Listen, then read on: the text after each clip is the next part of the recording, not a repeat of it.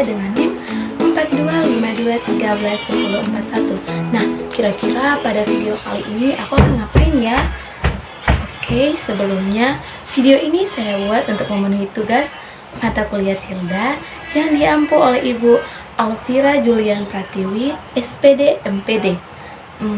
Kira-kira aku akan ngejelasin apa ya?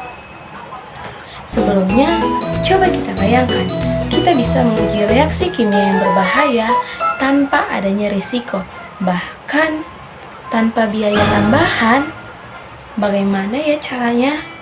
Menarik bukan? Yuk ikuti video ini agar kamu tahu informasi selanjutnya.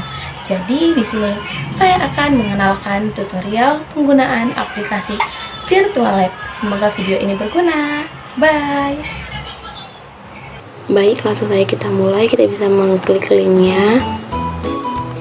Tapi jika kita tidak memiliki link, kita bisa membuka dari web dengan mengetik PHET simulasi fisika, kimia, dan biologi.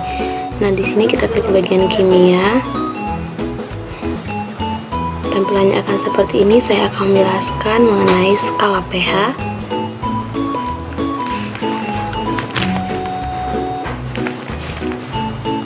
Kita klik mulai. Pada skala pH ada 3 bagian. Pertama, pada bagian makro, kita bisa mengukur dan mengklasifikasikan pH dari zat-zat sehari-hari. Ini berdasarkan zat sehari-hari. Ini contohnya. Sekarang pertama kita mengukur pH air. Ini adalah pH sebagai alat ukur. Ada 3 bagian. Yang pertama itu 7, di mana 7 bersifat netral, tidak asam dan tidak basa. Pada pH yang lebih kecil dari 7 itu bersifat asam dan lebih besar bersifat basa. Ketika kita ingin mengukur, kita tarik ini ke dalam tabung, maka tampak pH air adalah 7. Jadi terbukti bahwa air itu bersifat netral. Kita akan mengganti larutan yang akan kita ukur. Kita klik contohnya darah. Nah, kita tarik alat ukurnya, pH darah 7,4, di mana darah ini bersifat basa. Kita akan melakukan pengenceran. Kita klik air, tambahkan air.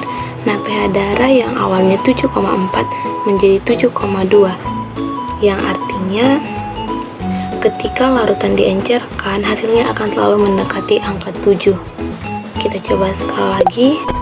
Larutan kopi, awalnya pH-nya adalah basa, pH 5, kita encerkan, pH-nya menjadi 5,31. Jadi terbukti bahwa ketika larutan diencerkan, pH-nya akan selalu mendekati angka 7. Baik, pada bagian mikro ini kita memvisualisasikan hubungan antara konsentrasi ion H3O positif dan OH- dengan nilai pH, di mana H3O positif adalah ion hidronium, ion asam, OH- ion hidroksida sebagai ion basa. Kita ambil salah satu contohnya, susu. pH susu 6,5, yang artinya susu bersifat asam. Selanjutnya kita klik bagian ini agar kita bisa melihat di mana letak partikel penyusun susu. Nah, dari sini tampak bahwa ion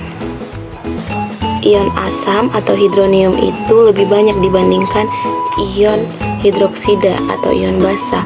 Oleh karena itu dapat disimpulkan bahwa susu bersifat asam.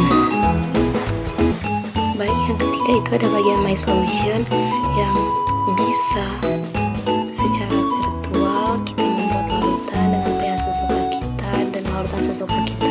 Saya mengambil contoh larutan air. Saya ingin membuatnya pH-nya menjadi 7,3. Kita tahu pH 7,3 itu bersifat basa karena lebih besar dari 7. Jadi kita klik bagian ini untuk mengetahui ion penyusunnya. Nah, tampak bahwa ion H3O positif, ion hidronium atau ion asam itu lebih sedikit dibandingkan dengan ion hidroksida atau ion basa. Jadi kita lihat jelas pada tabung ini lebih banyak ion basa, ion hidroksida yang menggambarkan dan menyimpulkan bahwa pH air dengan nilai 7,3 itu bersifat basah. Baik semua, sekian video pemaparan tutorial mengenai penggunaan aplikasi Virtual Lab yang dapat saya sampaikan. Kurang lebihnya saya mohon maaf.